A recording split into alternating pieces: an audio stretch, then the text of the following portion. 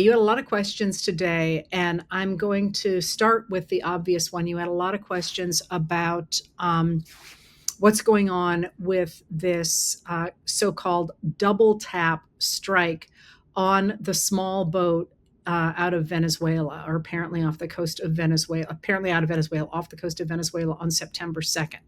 Let's go back just a step and let me remind you that all of the strikes, I believe there are 19 of them now, with as many as 76 people dead, have been conducted by the Trump administration under conditions that most legal observers say are not legal.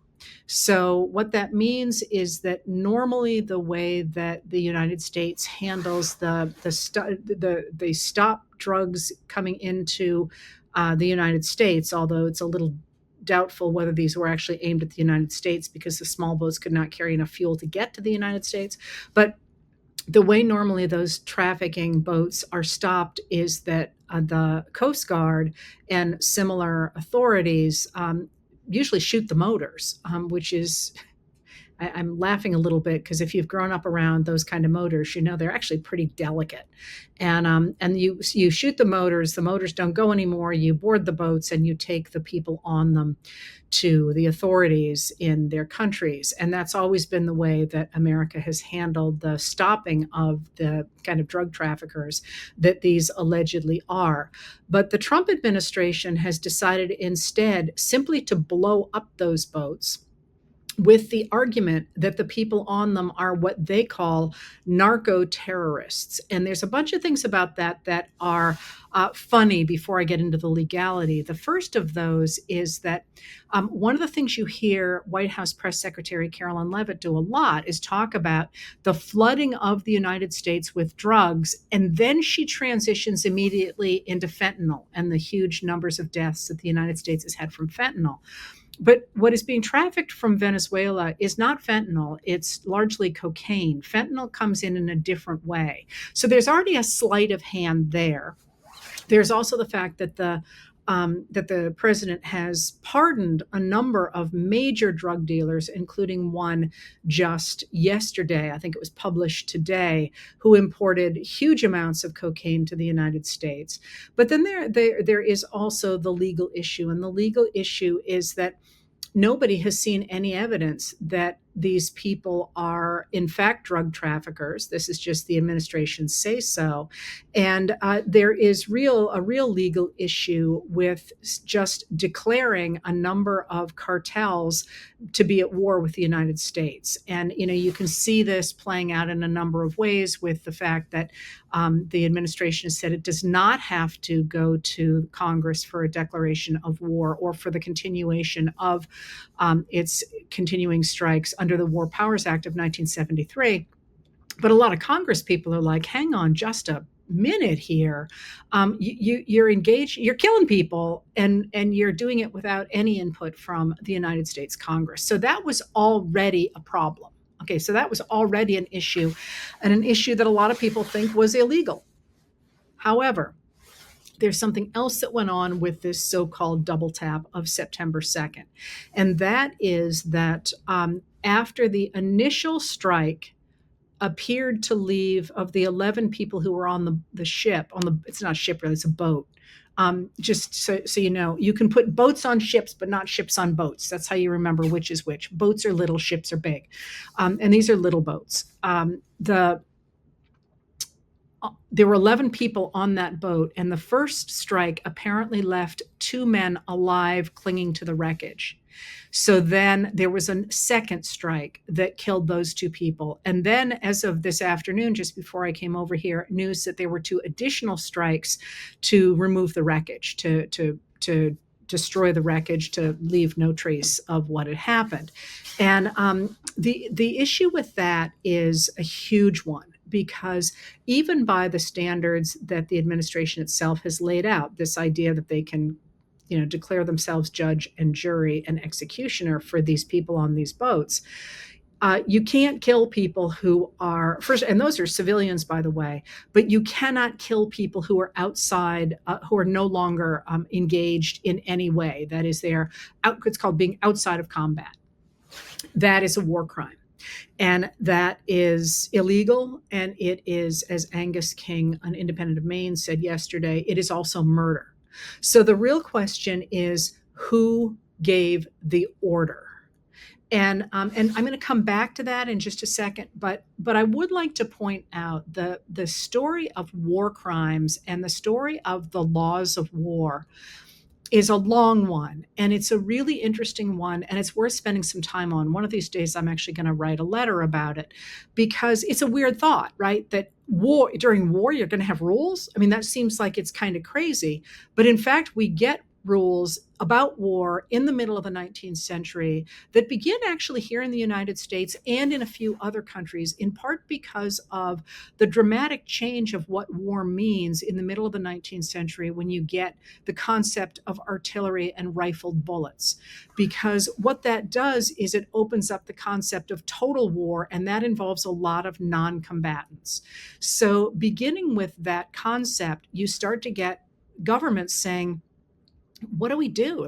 Like, can we kill everybody? Can we not kill everybody? Because they're concerned partly about morality, but they're also concerned about rebuilding. Like, what does it mean to be at war with the population? And so, out of things like the American Civil War and out of other wars as well, you start to see the rise of codes that say you can kill somebody during wartime, but you can't rape somebody during wartime. You can kill a soldier, but you can't kill somebody who surrenders. And so they come up with these ideas that have rules around them. And that's a really important concept because, first of all, it makes it possible for societies to reconcile after a war, but also because it protects non-combatants. So it's designed to protect non-combatants. So for the United States to go outside of those and do what certainly looks to observers like a war crime is a really big deal. Now let me go back again to somebody like Pete Hegseth and what he stands for and what he has done.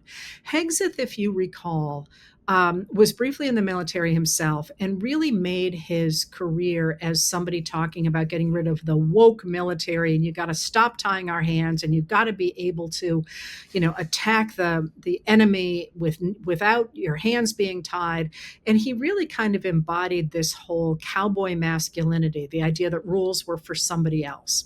He wrote a book about it, and if you remember during his confirmation hearings, again, Angus King of Maine's why he's on my mind. I watched a lot of Angus King yesterday. Angus King of Maine, who sits on both the Senate Intelligence Committee and the Senate Armed Services Committee, and is, clearly a very, very thoughtful senator, really pressed him again and again and again on his apparent disregard for the Geneva Conventions. And the Geneva Conventions are a series of those rules to protect non-combatants. And Hegseth refused to say he would support the Geneva Conventions. He's this guy who's, he's going to be out there killing people.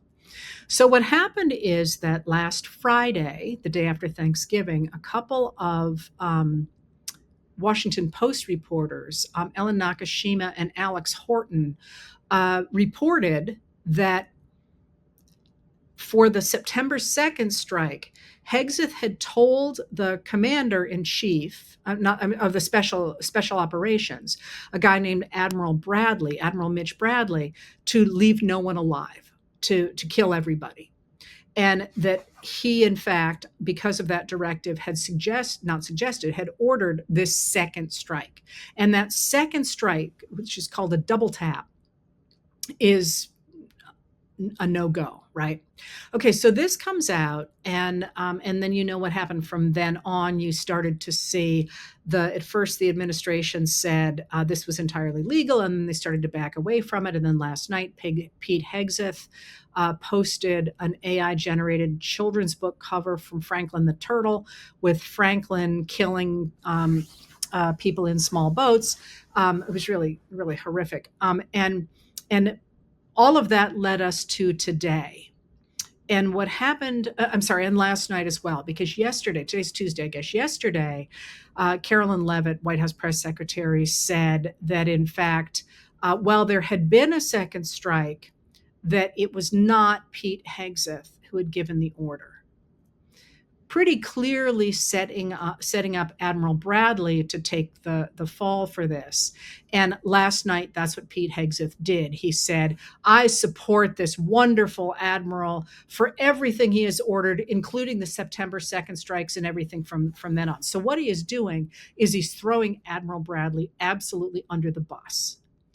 All right, so that brings us to today.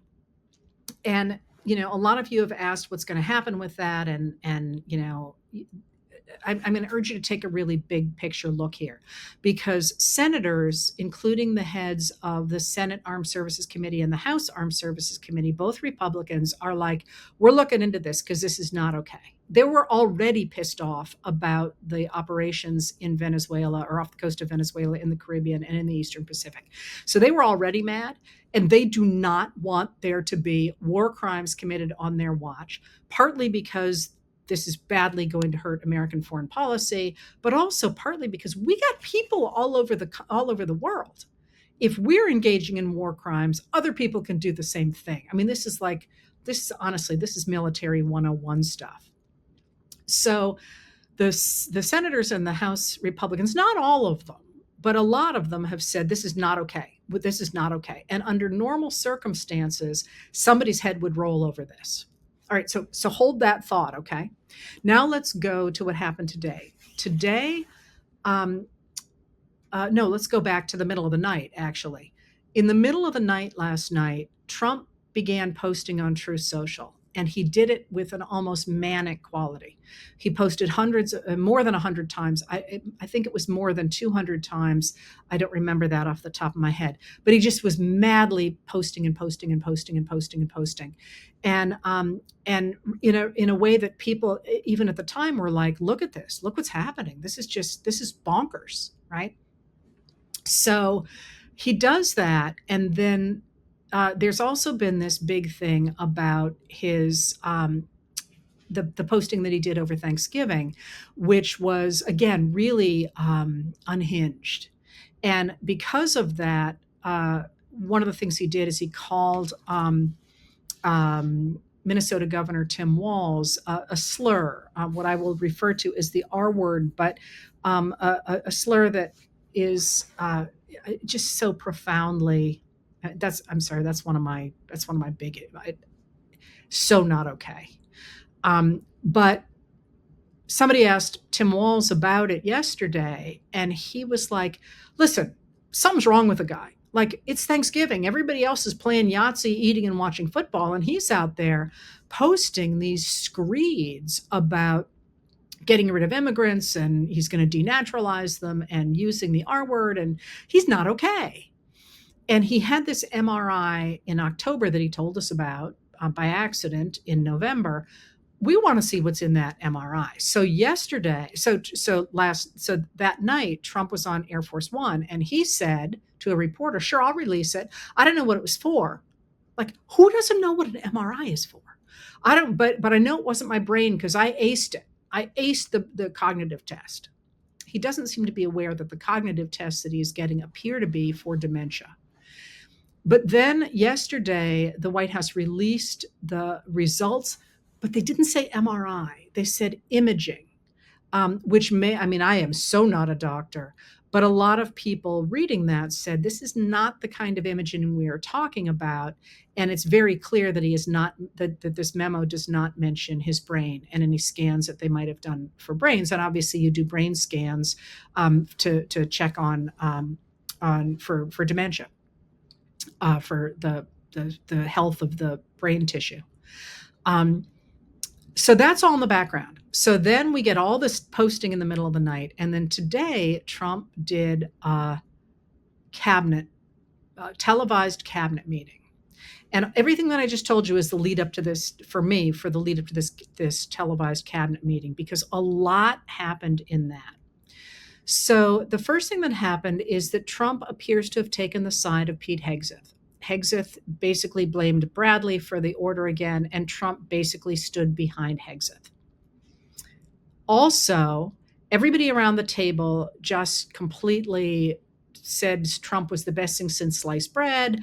Kristi Noem said he had stopped hurricanes from hitting the United States this year. Nothing was ever as great as Trump.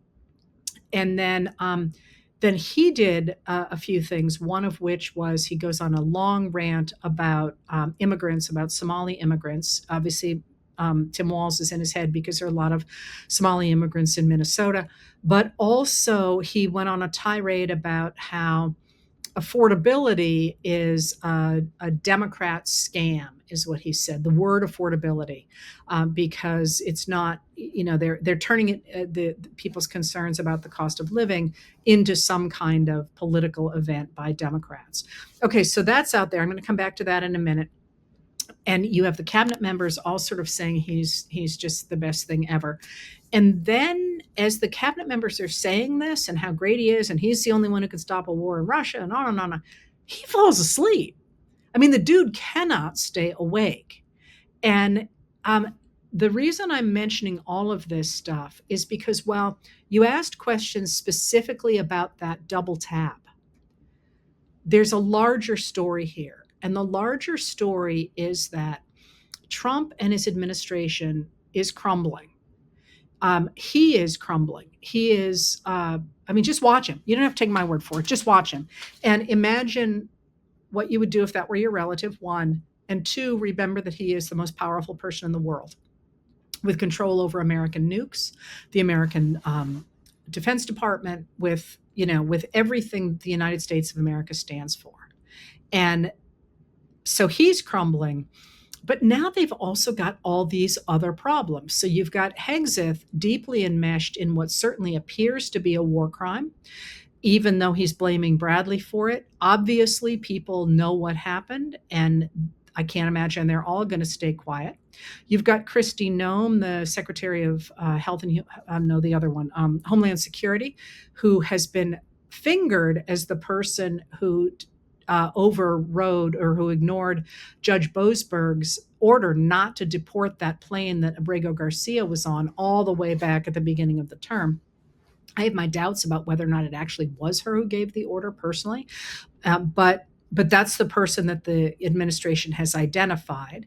You've also got her having the issue of funneling all that money, I think it's $220 million, to a contractor who subcontracted out things like the advertising that the Homeland Security Department has been doing, of like her riding the horse everywhere and all that, and being connected to some of those subcontractors, personally connected, especially through Corey Lewandowski, who's one of her advisors. Then you've also got this new report about the head of the FBI, Kash Patel, and his deputy head, Dan Bongino, that some of the people involved in the FBI, has been reported where they say these guys just don't have any concept of what they're doing. So you've also got the fact that very quietly, a number of Trump's appointees have not been going through. They've had to pull, I think it's 57 of them, because they're just not being vetted. And even Kennedy of Louisiana, Senator Kennedy of Louisiana, is like, they're not even vetting these people. So you've got this kind of stew going on in the executive branch, where you've got real issues of competency. And then, of course, you've got Pam Bondi, who is, her stuff's blowing up in her face. You've got those real issues of competency, and what certainly seems to be, for a number of the people involved, issues of legality. That's what's going on in the executive branch. Now you've got the legislative branch, the Congress, the House and the Senate, both controlled by Republicans, but both of which are exceedingly nervous about how angry the American people are about the executive branch, because the executive branch has just been going wild, right? It's been doing whatever it wants. So now you've got the legislative branch, where these people need to get reelected or have to at least answer to their constituents. And they're angry. In the House, Republicans are angry at House Speaker Mike Johnson, who is refusing to put forward anything that Trump doesn't want. And in the Senate, they're mad at the House, but they're also mad at Trump because, for example, one of the things on the table right now is trying to extend those premium tax credits that are going to support the cost of healthcare policies under the Affordable Care Act. Now, Trump doesn't want those. Trump wants to get rid of that, and a lot of hard right MAGA wants to get rid of that. But 78% of Americans want those extended. And the states that are going to be hardest hit by the loss of those are Republican states. So they've been trying to come up with a solution in Congress, especially in the Senate, but they can't because Trump won't settle on what he wants. And they don't want to bother to write something knowing that it'll go to him and he simply won't sign it. So now they're saying, well, it looks like that's dead in the water. That's going to be real popular, isn't it? So you've got this struggle going on within the Republican Party, but you also have a struggle going on now between certain members, certain Republican members of the Senate especially, but of the Senate and the House, and Trump loyalists. And you can see this playing out in a lot of different ways. You can see it with the number of discharge petitions that you're suddenly seeing in the House of Representatives. Discharge petitions are really rare. But you've got suddenly now, I think we're up to 3 discharge petitions. 2 have been successful, and now there's a discharge petition to try and get the ACA tax credits extended. So you're starting to see pushback against Johnson, and you're also starting to see senators really, really angry because Trump doesn't seem to care about any electeds. He seems to be like, I'm going to do whatever I want. He's not even trying to make nice with the American people. He sits there and says, affordability, everything's fine. But what's interesting about that whole concept of affordability is it's not just about the cost of coffee. It's not just about the cost of gas. It's not just about the cost of housing.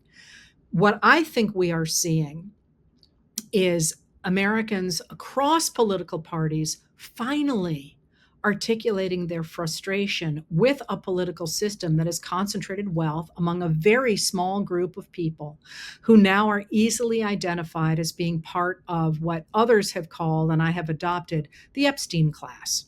Those people who have more money than God and who are untouchable, who just can flout the law without any repercussions, or have been able to until now. And that cuts across parties, it cuts across professions, but you know exactly the kind of people that I'm talking about.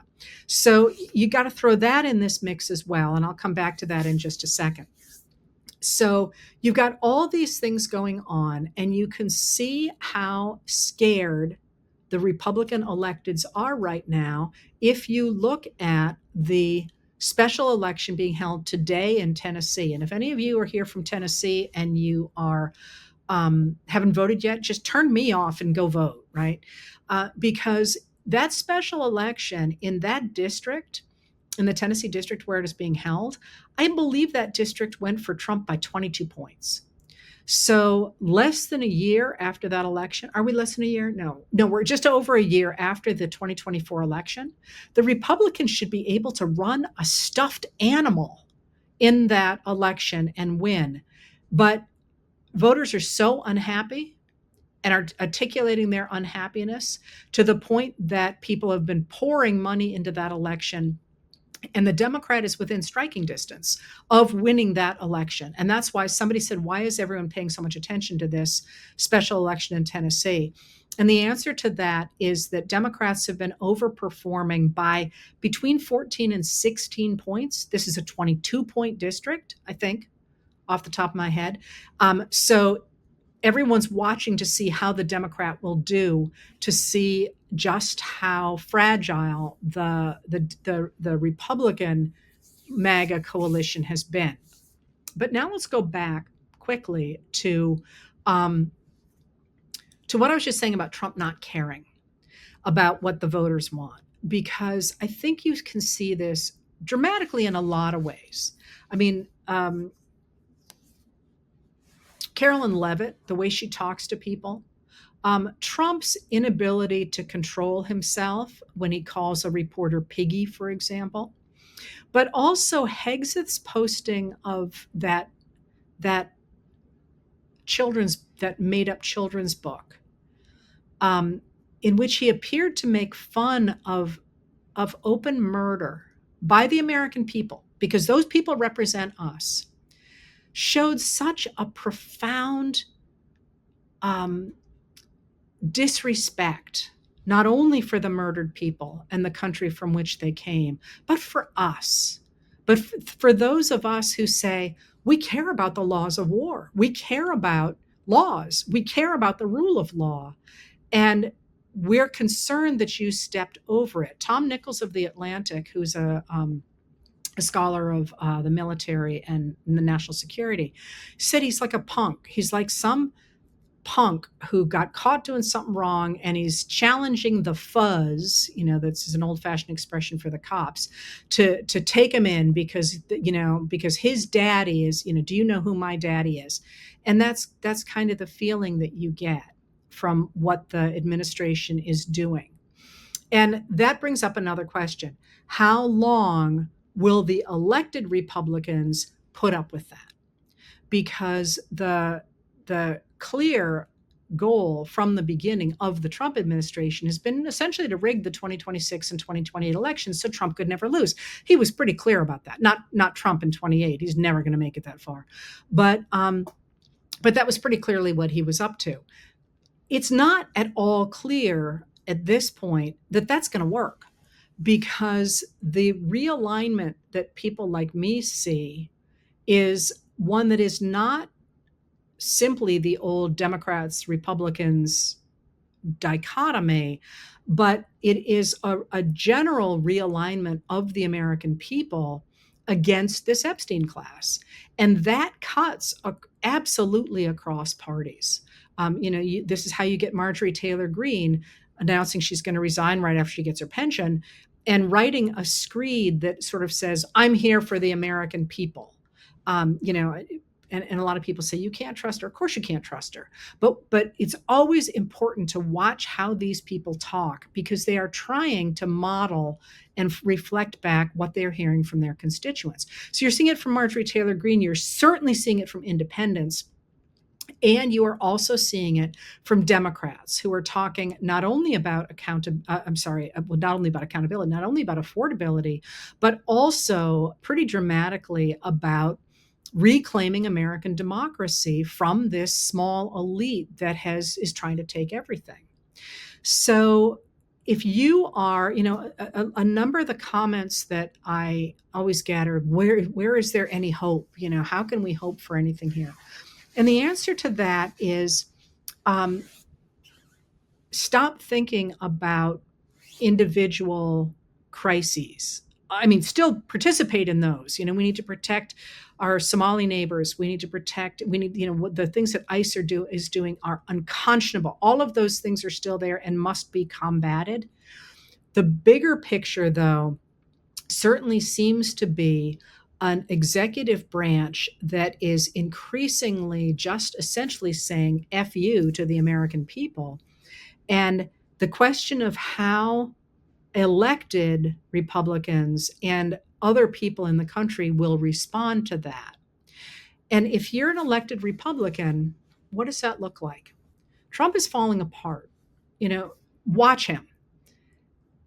He is falling apart. He's under enormous stress. He can't stay awake in his own televised cabinet meeting. He's got incompetent people around him who are committing war crimes. And those Epstein files are, I believe we're 19 days toward the deadline of when those things have to come out. And a lot of people are like, well, they're not going to turn them all out. No, I feel certain they're going to do their best to hide them and to do, to redact them and do all kinds of stuff. But I keep saying to you, think of how many people have seen them and who can say, wait a minute here, I saw that document and what's missing from it is X. And a lot of them are not going to be willing to continue to cover up for people who are doing things like committing war crimes. So where you should get hope is the fact that we are watching this administration really sort of collapse in real time. I mean, it's a lot coming at us all the time, but it's in many ways fascinating. A lot of these storylines are sort of coming to a crashing end. But now that being said, it's going to get really ugly. It's going to get really ugly before it gets better. So,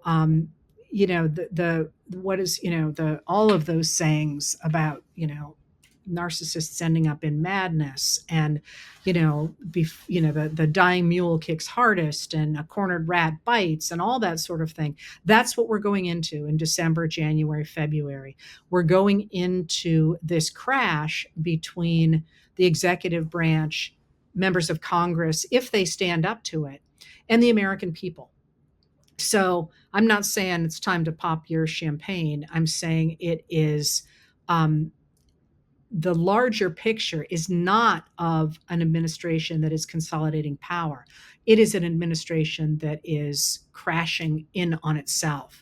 And you see this in the Trump's popularity numbers, which are in the mid 30s. And people say that's still too many people. Remember that you're always, always, always going to have a reactionary movement is always going to have at least 22% to 25% of the people behind it for various reasons. But if your floor is 22% and he's at 35, he's not doing real well. And you've got the problem, the crisis of the economy. You've got the crisis of um, the appointees. You've got the crisis of Trump's own mental acuity. You've got all these things sort of crumbling at the same time or smashing together at the same time. Imagine what it would look like if you had a mentally competent, quite skilled politician doing what, consolidating the kind of power that Trump is doing. It'd be a very different story altogether. So that's out there in this moment as well. Um, let me see, did I get everything here? Yeah, I think I got everything that you were interested in, at least that I could do in this amount of time. So what would I tell you to watch now? If I were telling you what are the things to watch, I'm watching Trump's brain. First of all, that's the first thing.